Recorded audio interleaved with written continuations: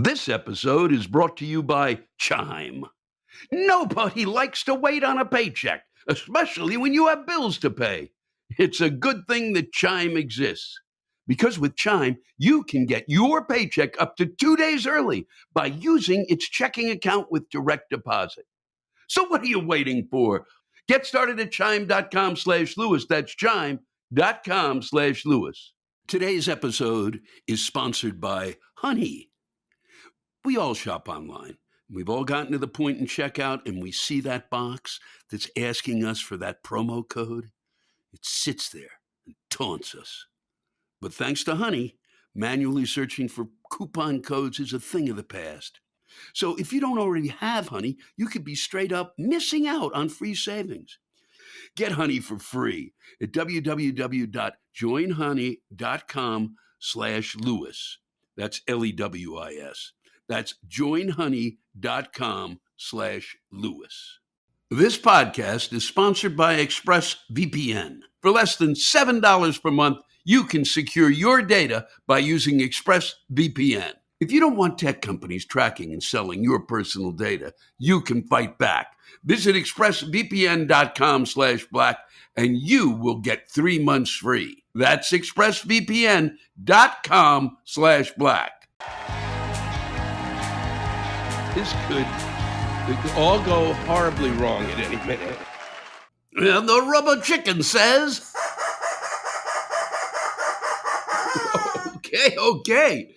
In the midst of a never-ending shitstorm that we are going through now, it seems to me that the federal government should give each and every American an umbrella. But what do I know? I'm just a rubber chicken. Yes, it's a very interesting concept, but look, they're going to have to decide this, and it'll go in a number of courts. The Supreme Court will have to say, is it the federal responsibility or is it a state responsibility? Who's going to buy these umbrellas? Okay, that's enough. I don't even know why I'm talking to you about this, because I've got to get on with Rantcast number 89, entitled, Can a Fetus Be a Passenger? And the fact that that's the title of a Rantcast, it just shows where we are in terms of the country. Okay? That's not a question I ever thought I would ask. It's not a question I thought I would contemplate, because that would be as if we're going to have to decide whether the fetus is a person. I think there's a point where there's a turning point, yes, where one might say it's a person, but it's still it's the woman's right to choose. And that's now completely been blown up by the Supreme Court, as we've discussed before. Yes, we have. Oh no, I've got a phone call. Things are very important. That was someone on the phone calling up a spam call on my landline, which I have so that I can talk more clearly to my mother, and hopefully she can hear me better. And they just wanted to check in about it seems to them that I can do well by getting my auto insurance lowered. And I don't have an auto. Well, I mean, but if I did have an auto and I was driving a woman who was pregnant in that auto, would there be 2 passengers in the car, 3? That's the question we were asking, and that's what we're back to now, because this is the country I'm living in. Spam calls galore and questions like, can a fetus be a passenger? And the reason we bring that up is because there was a woman in Texas driving in the HOV lane. Now, that's the lane folks drive down when they have another passenger in the car. It allows them that kind of freedom to go in a faster lane, because everybody else is driving one person to a car because the price of gas is so high. They want to sit in that car and just get really angry about that and steamed and stuff. But meanwhile, she was caught in this lane. It was only her, but she was pregnant. And so when the cops pulled her over and said, you can't be driving alone in a car, that's against the law, she basically said, no, I'm pregnant, and so I'm carrying another person. And this brings us to a court case now that we'll be having, I guess, in which they'll find out I guess they'll be discussing whether a fetus is a person. Now, I thought we had been through this years ago, but Supreme Court went boom and just threw that up like confetti, took that Constitution and went woo, and and said we're gonna not worry about women's rights. And they didn't really toss the Constitution up like it was confetti, but they certainly uh, made one wonder about why we're following rules that were made at a time hundreds of years ago. I just stay on it, Lewis. Stay on track.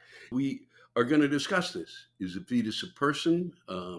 Now we're going to have to sit down and have a court case about this. We've got other shit to fucking deal with. Okay, this is like taking an exit off the superhighway that was just built so that you could get off the exit, and then the exit would say, "Nope, get back on. There's nothing here." Okay. We've got to keep going down the superhighway. We've got things to do. We've got places to go. We've got people to see. We have accomplishments that need to be done. And this is not up for discussion, but it's going to be, and it certainly will figure out, maybe it will figure, who knows? It's not going to figure out anything. But the fact that we have to, and one wonders, is a fetus a person? That's what will be decided in a traffic court. These are the arguments we're going to be going through. That, and we're going to worry about in vitro fertilization now, and what about all those eggs, and where does that fall within the confines of what we're talking about in terms of right to life? Is an embryo half a person, a quarter of a person? It makes my head reels, and there's just, it's to go back into that madness that we already lived through, and to go through it again. And now with the states coming up with all sorts of rules and regulations, and leaving women really totally at sea. And that's the sound of some messages coming through, because I'm a very important person. You can really get a sense of that here. Who knows what that's about? And then we got to worry about now if because of rape and incest is you can't get an abortion for rape or incest, is a part of the scientific experiments being done around the country now by various states. They won't allow an abortion for that, even though that puts two people in danger, and three possibly. So at least two at least. I can't. I'm sorry, but I'm stumbling through things. Okay, because I can't believe that this has to be talked about. That this is even a part of the discussion. Can't do that to someone. And now they're talking about what if it's a 10-year-old? Apparently there was a case. There's a 10-year-old, but nobody knows, and she was in Ohio, and they had to take her to Indiana, but we're not really sure that's true. But we do know about the HOB woman. Now that one, at least I know, is true. And then we don't know what's true about anything apparently anymore, because everything's up for grabs. Oh, it's not really an abortion. It's really what? You said, no, what we're going to do is, and it makes the rubber chicken make sense. Okay? So the 10-year-old goes from, is supposed to have been taken from Ohio to Indiana. Even if it's not true, it's basically being brought up probably because it's a discussion of the what ifs. What if a 14-year-old girl? What if a 15-year-old girl? What if a 16-year-old girl? And this is what we got to discuss. As the new variant, comes at us like another fucking pit bull, and we're over here looking backwards at our own ass. Woo. Good news, Boris Johnson's out in Britain. There's some good news. If you lived in Britain, I guess. And maybe it's good for Europe. Maybe it's good for us. Who knows? I don't certainly know. I'm just glad he's gone. He shouldn't have never been elected prime minister, not with that hair. You don't get to be the prime minister with hair like that. You don't get to be the leader anywhere. If you look in the mirror and your hair looks asinine, I fucking spend time trying to make this coif work before I show up here. And these people, he doesn't. He look at that. That hair is madness. That hair is lunacy, ludicrous, and lunacy. It's the sign that he doesn't give a shit, and he didn't give a shit because the problem is he didn't care about the truth. He was lying. They finally said, "Well, we had enough of your lies." Maybe at some point here we'll do that with our politicians. Maybe we should have a 3 lies and you're fucking out concept. We did it for in terms of prison, that didn't work. But I think in terms of politicians, it's a great idea. Oh, you did it once, okay. Twice, once is an accident. Twice is you're trying to sneak something by. Third time, no, you're really pulling your shit. Go. No one should be allowed who's in office to just make shit up. Okay, when is that? But it's not in the Constitution. They said, that's freedom of speech. You can make all the shit up you want. No, you can't make up another reality. We are destroying our mental capability. Mine is gone. We are destroying our mentality over it. And God knows what it's doing to the children. To the children. I had Kathleen Madigan. She goes, the children. But, and I did not mean to say it that way, but it's the children. And who knows what it's doing to them. But I know that Boris Johnson never should have been elected. That Brexit thing, he just made all this bullshit up. We're going to get $300 million, billion, gazillion dollars because we're going to pull out of this European Union, which is just worthless to us. So we can bring back the pound and we can run our own economic system and it'll be marvelous. Well, the money didn't come because he was just making this crap up. He had a bus he wandered around in. Oh, it's going to be great. Well, it isn't great. So I don't think it's been great for England. I thought it was stupid for them. And what do I know anything? No. I just was figuring on the fact that a European Union might be nice. It would be really great. It'd be great for the world. It'd be great for the understanding amongst people.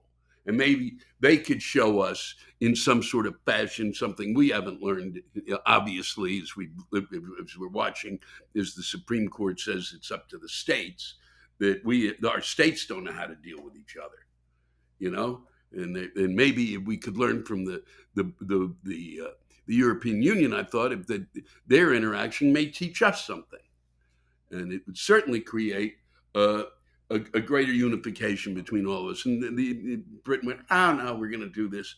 And they did it with a guy who had bad hair. They're listening to someone with bad hair. Beyond belief. And speaking of bad hair, they just discovered that the former leader, I'm sure, had Comey and McCabe were audited by the IRS. Yes, they were.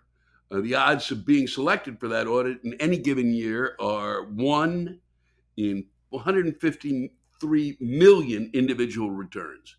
When that audit was, they asked for that audit. 1 in 153 million returns. That occurred in 2017.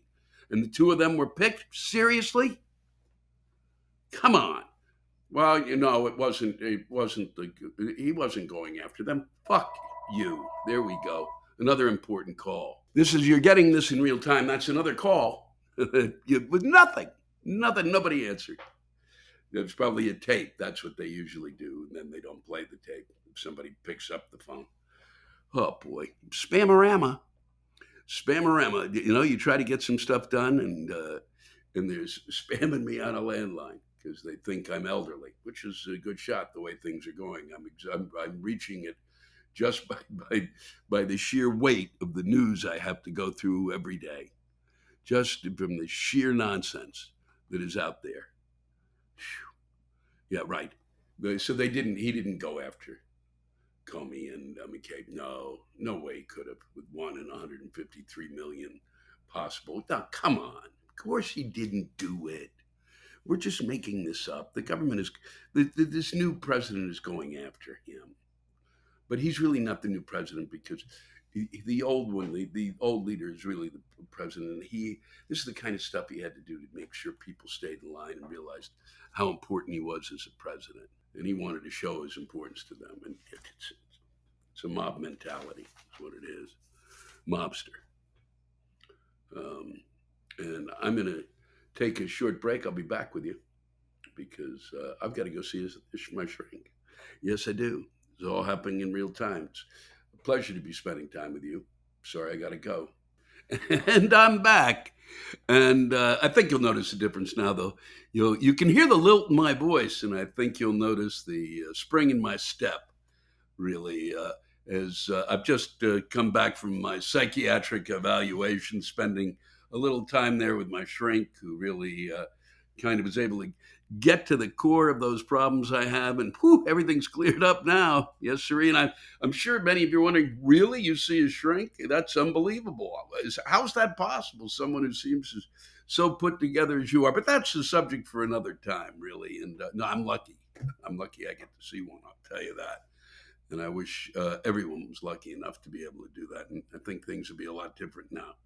Or maybe we should just kind of work it so that each of us is assigned someone and as a shrink, and then the person that, and then we can kind of go around in a big circle. That might work. But I'm digressing from what's important, and it's not about my problems. It's about our problems, isn't it? And we have certainly got a load. We before we leave our fearless former leader, let it be noted that Georgia, the great state of Georgia, which was kind of like, boy, are those votes? Where are those votes? Could you just get me 11,000 votes and a side order of fries and maybe some delightful, whatever it is that is your favorite food down there, and I'll be quite happy. Fucking unbelievable, 11,000 votes. Well, the Georgia Attorney General decided to look into the bullshit because Ratzenberger, the I believe who was in charge of that counting there, and was called by the president, called by the Giuliani, called by Lindsey Graham. Seven of his associates are called before the grand jury. And maybe that they at least have a right to get going. I can understand why they're not moving as quickly as many, I guess, would like at the Justice Department. But the Justice Department, they would go nuts. And we can understand, I think, clearly that the problem the Justice Department has, people really want them to push to get that done through the Justice Department. It'll be called a political action by them. So they need to be really precise about what they're doing and exact, and to be sure that they've got all of their everything's in order.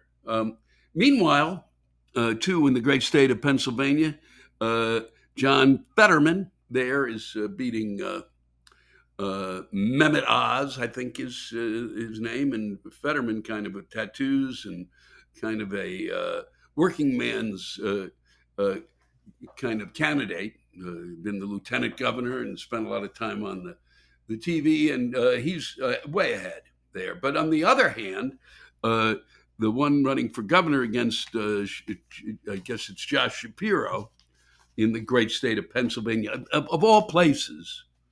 And I do think it's a great state. I love performing there. Great theaters, great audiences. They roll in. They seem desperate to be in an audience, or they used to before the shit hit the fan. And it's always a pleasure. The Hershey Theater's spectacular. The one in Scranton, the one I could go through the Philly, Pittsburgh. It's a great state. Unusual that I think that the Mr. Doug Mastriano is running against Josh Shapiro, and he's a close race. And I think it's unusual because he's kind of pushing a Christian agenda here, and maybe Pennsylvania's a little more Christian than I thought. But he said, in a meeting a few days before the primaries, at a gathering in Gettysburg, of all places, of course, why not? Where the Great Divide first occurred. The separation of church and state, he said, was a myth.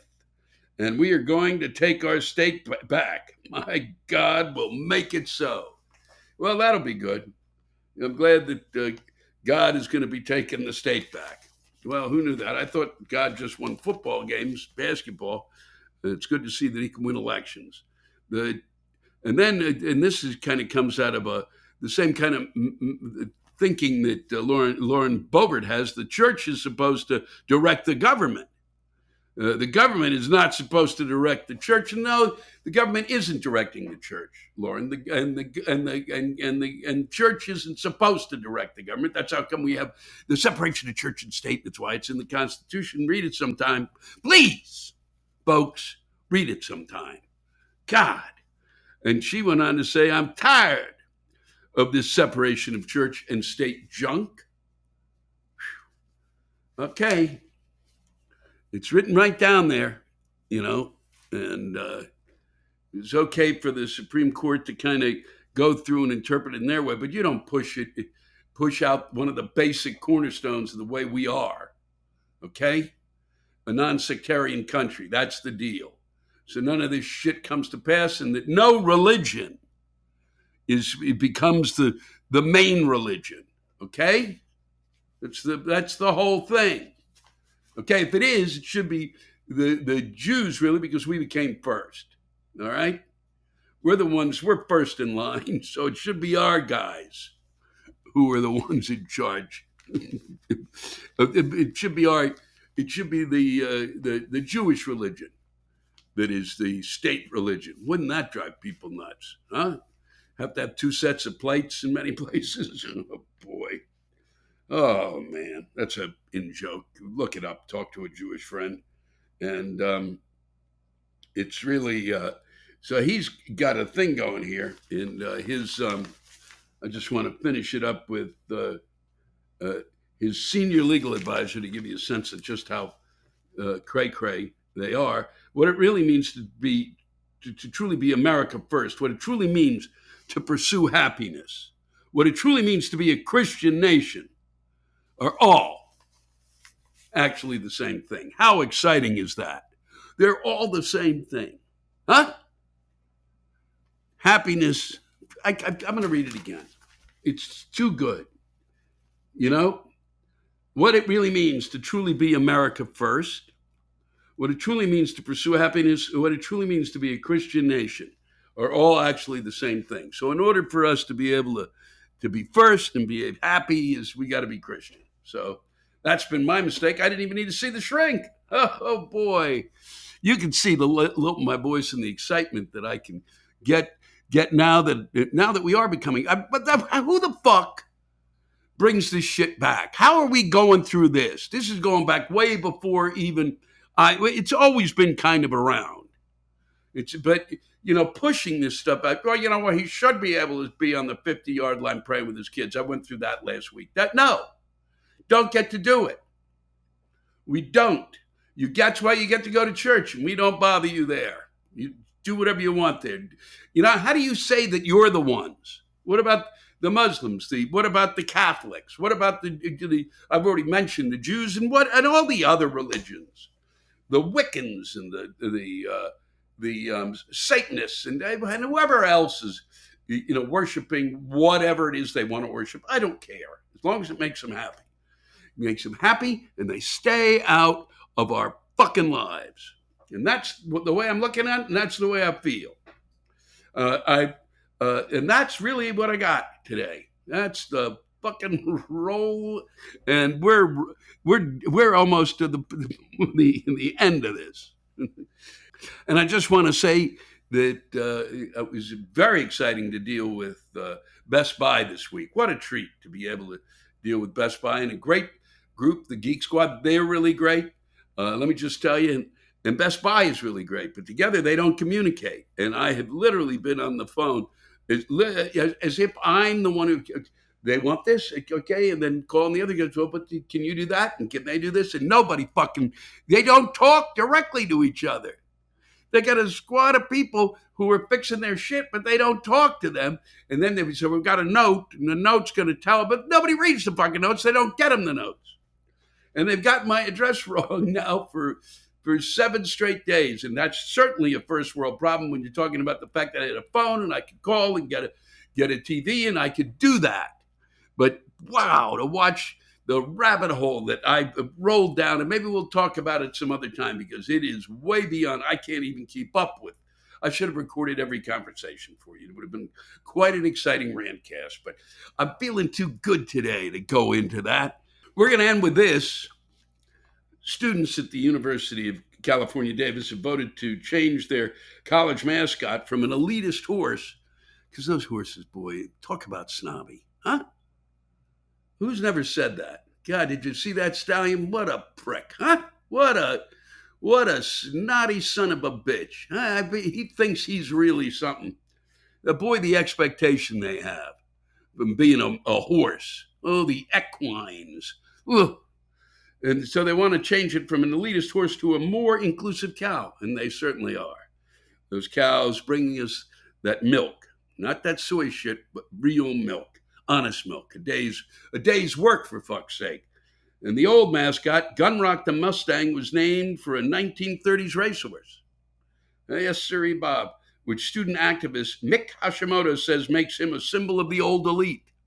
That's right, because nothing says elite like a racehorse, because they're fucking being ridden and driven, and God knows how many races that poor son of a bitch horse had to do before they took him off and probably turned him into glue, which is what they used to do. Or maybe, do you think he got a chance to retire? Come on.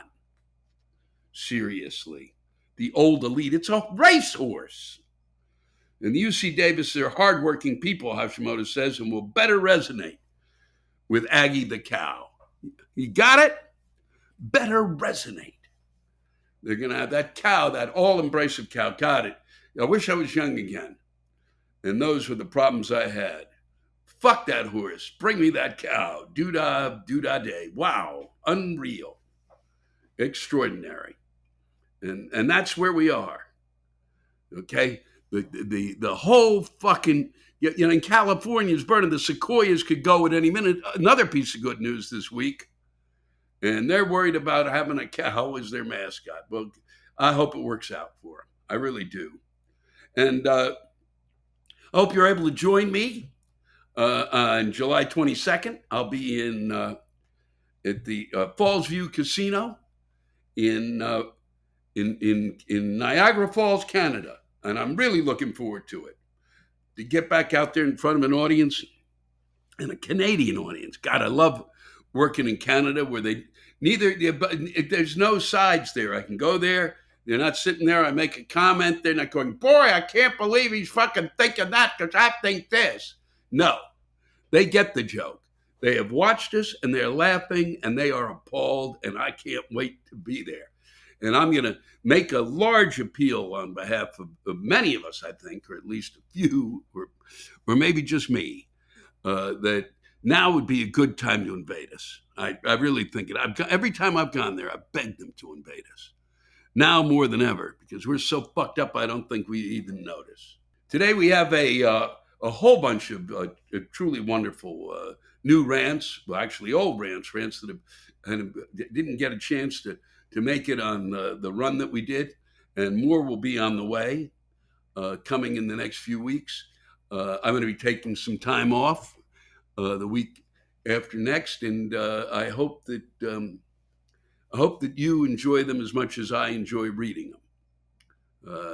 The folks, you continue to send them in because you're much more fucking insightful than I've ever been. Thanks for spending time with me, and I've been really happy to have a big smile on my face through all of it. Thanks to my shrink, and thanks to you. Take care of each other, because that's really what's important at this point, okay? And let's stop kicking each other's ass, okay? Because God knows we're dealing with enough.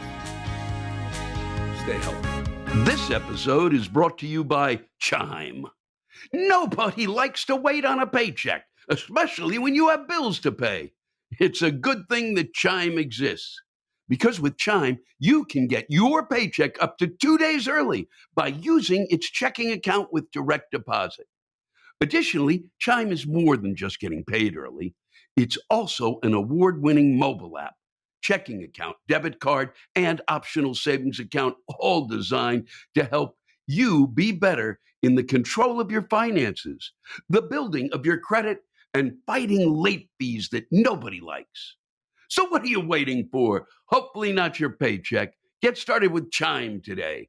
Applying for a free account takes less than 2 minutes.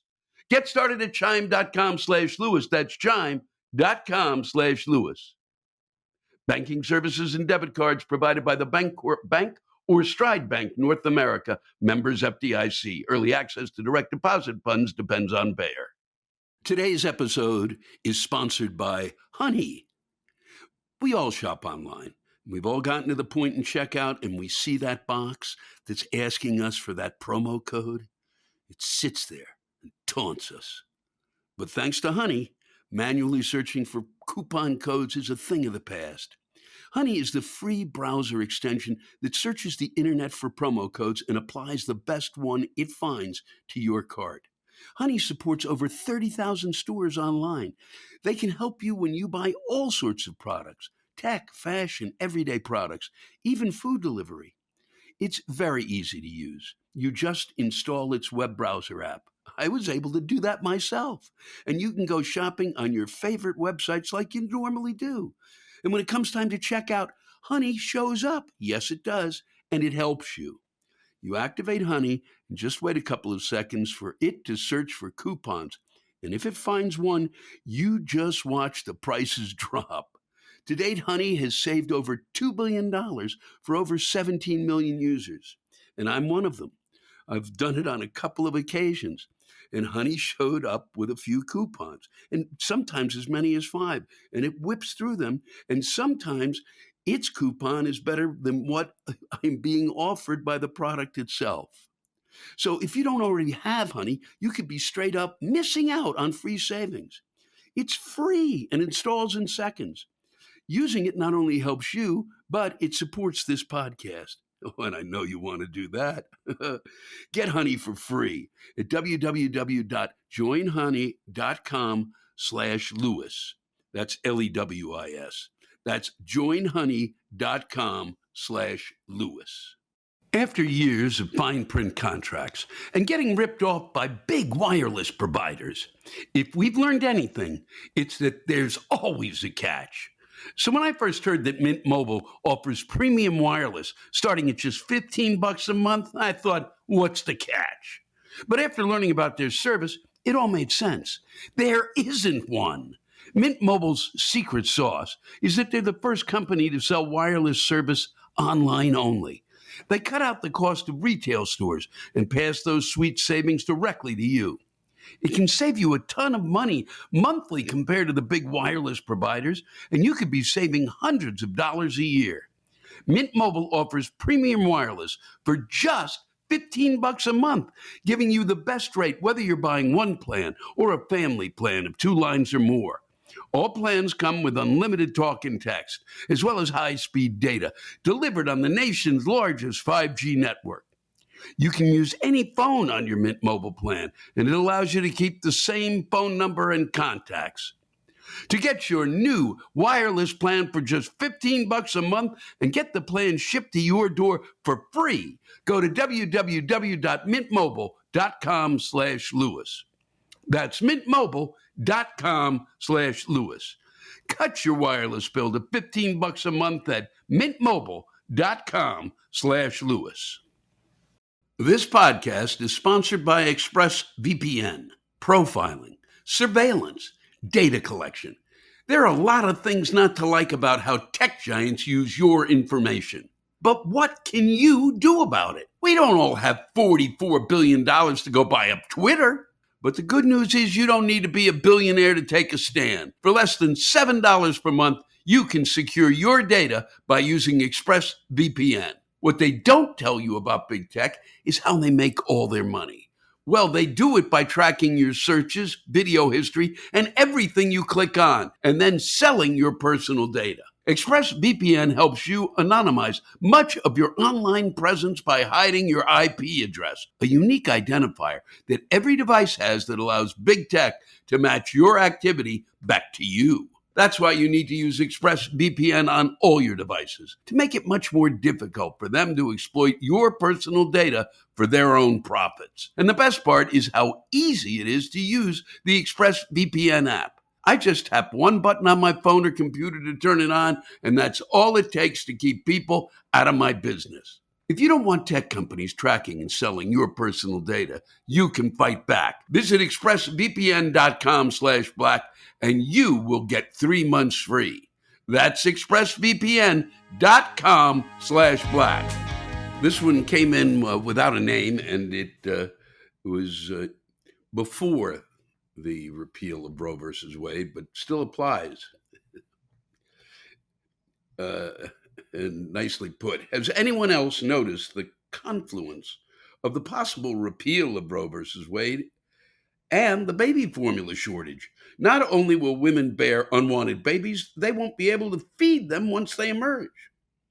Lewis, this level of compartmentalization by our politicos makes my head explode. Thank you, whoever you were. Thank you. In light of the recent Supreme Court decision, Gloria Steinman, yes, Gloria Steinman, wrote in the following.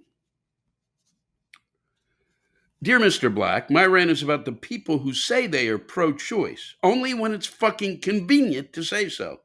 These flip-flop people are all around us.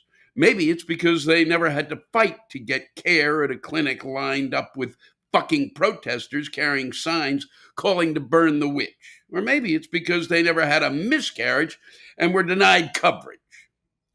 My hubby and I had our baby in this country when the time was right. And why is it that people I know are fucking cowards about fighting for this right of every female? They claim they are religious, and anyone who is can't fucking want an abortion. Huh?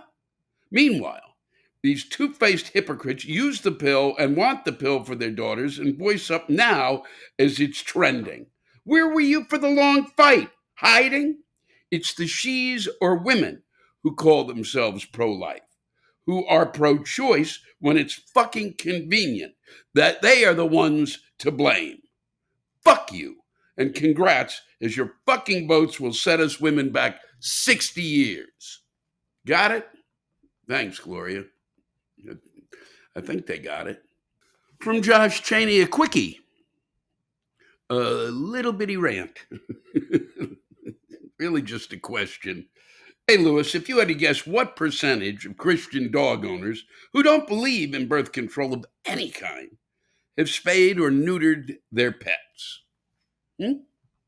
Got no idea. Who knows? Depending on whether they want to sell the dogs, sell those puppies. I haven't a clue, but it's an interesting thing to mull over. But I've got to get on with other rants. Thanks, Josh. This came in from Vito Randazzo. Oh, this was a little bit ago, but I think he has something important to yell about, and I'm going to yell it for him. Thank you, Vito. Hi, Lou. I know I wrote you 2 weeks ago in response to the heinous act that occurred in Buffalo, only to be followed by another shooting in California. If that was not enough, today there was a shooting at an elementary school in Texas where there is at least 18 victims, mostly school-age children. When do we, as Americans, say enough is enough, huh? In watching television and people's reaction on social media, people are saying we need more gun control and we need to do something about mental health. You know what, Lewis? Nothing fucking changes. Next week, the same people that are bitching will go back to their day-to-day lives like nothing happened until the next tragedy happens. I read a comment on one of the sites that someone had said that America is unraveling. I think America has been unraveled since the beginning of the pandemic, and we are now heading to chaos. It saddens me today that the left wants to blame the right and the right wants to blame the left. And the truth is, this is not a Democrat or Republican problem. This is a societal problem, okay? Until society gets their head out of their ass, we will never move forward. Signed, a now pissed off social worker. Wow.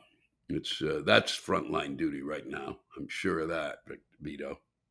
Thank you. This one comes to us from Jack. Just Jack.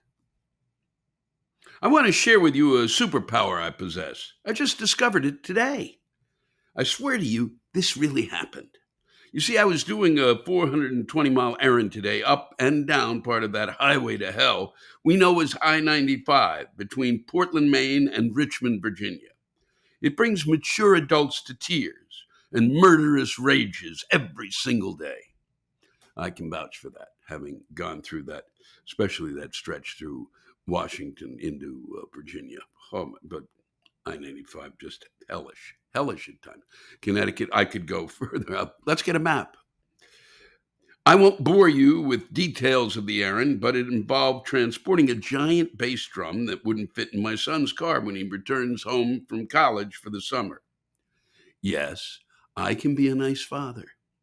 Anyways, there are a shit ton of asshole drivers on I-95, from the dimwits who do the speed limit in the fast lane to those fuckers with a death wish cutting back and forth at very high speeds, planning to take as many as they can with us to a flaming death. It's with this second type of asshole that my superpower worked.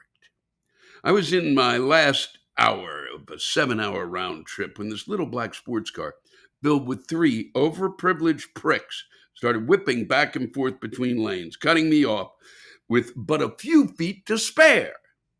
I curse at other drivers regularly, but this asshole really pissed me off. So I called him a fucking asshole a couple of times and gave him the middle finger, hoping he'd see me in his mirrors, assuming, of course, he was using his fucking mirrors. So off the car full of pricks went, back and forth, out of sight. About 5 miles down the road, the traffic started to slow, which isn't unusual for this stretch between D.C. and Baltimore. Then, lo and behold, some police lights. And what do I see? The car with the pricks, 50 feet down the embankment. The pricks looking stunned, trying to comprehend the behavior that put them into this predicament, not realizing they'd been subjected to my superpower. Ooh, it was sweet justice.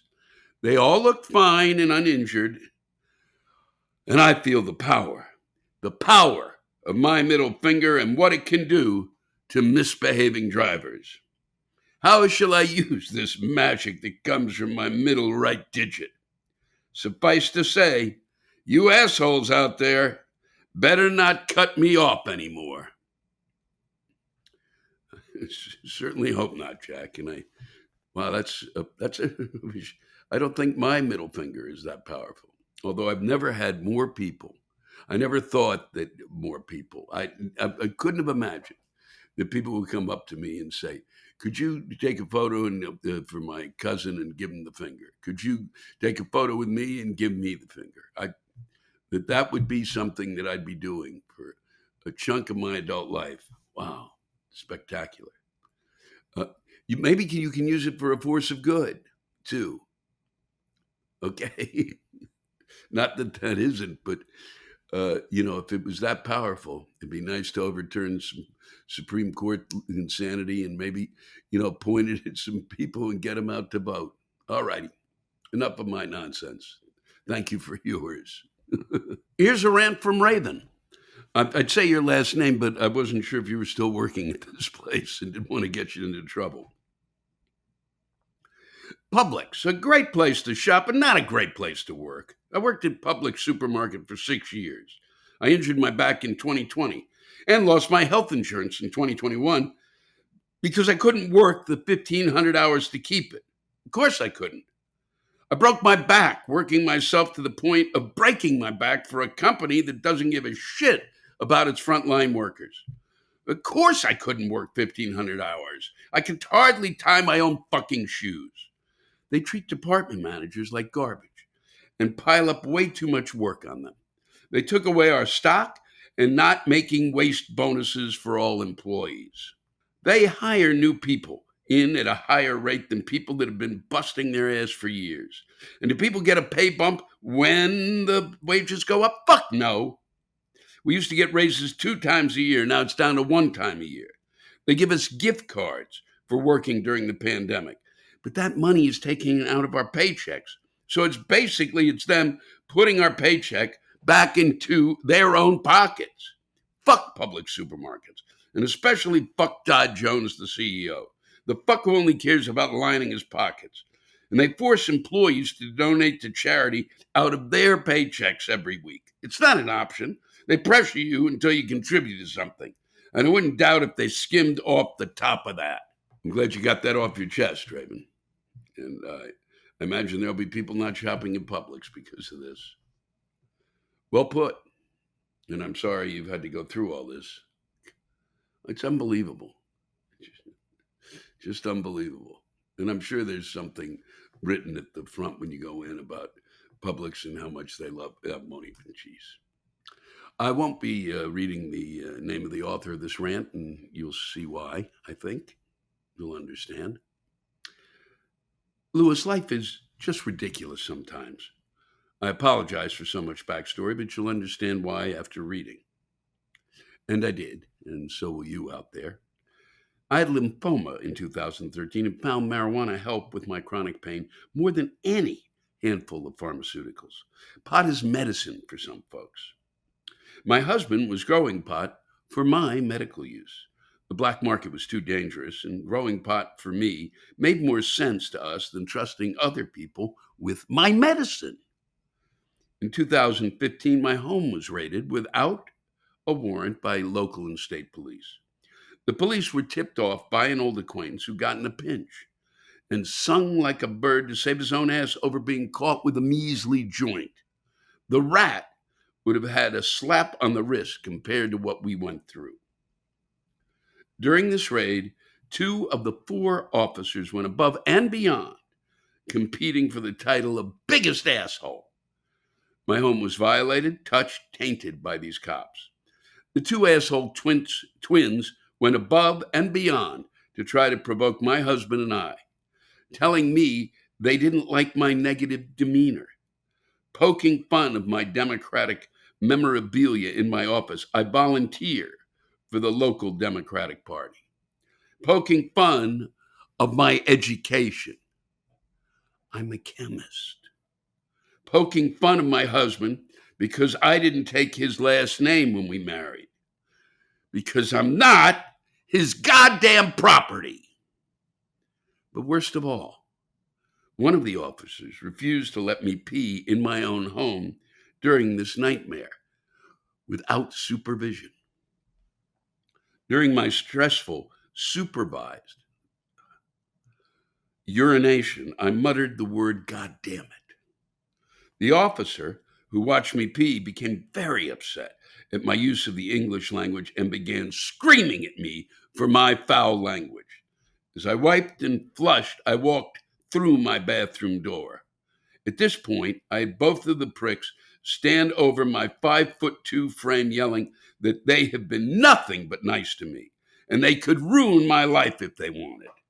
The biggest insult was listening to these cops pester the lead officer about making sure they got their overtime pay and bonuses before Christmas.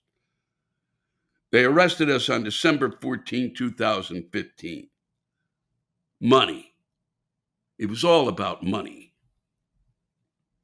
In the end of this nightmare over plants, Lewis, fucking plants. In the end, we took a plea deal to reduce our felony cultivation, more than 5 plants, to 2 misdemeanors. 1 misdemeanor for possession of marijuana and 1 misdemeanor for paraphernalia. For paraphernalia. Wow. We had to pay fines, court costs, attorney's fees, probation fees, drug test fees, house arrest fees, and other inconveniences. The year this horror happened, we lost $15,000 of our $30,000 a year income to the unjust system. Friends and family helped us not to go bankrupt. Not to mention the trauma of being policed for profits in my small rural county. Fast forward to 2022. In the state of Kentucky, yes, sir, I can see Mitch McConnell's taking care of you. In the state of Kentucky, you can petition for a record expungement 5 years after completing your punishment. On May 9th of 2022, I had my record officially expunged. The kicker, last year, my local Democratic Party nominated me to be the Democrat who sits on the County Board of Elections. The County Board of Elections consists of 1 Democrat, 1 Republican, the county clerk, and the county sheriff. This past January, I walked into my first meeting, and there was the officer who had watched me urinate in my own house. The same officer who lost his shit on me because I said, "God damn it," in my own home under stress. The officer is serving as the sheriff's proxy because the sheriff is running for re-election. Lewis, on my primary day tomorrow, May 17th, I will be spending a full day with this monster cop. 15 hours.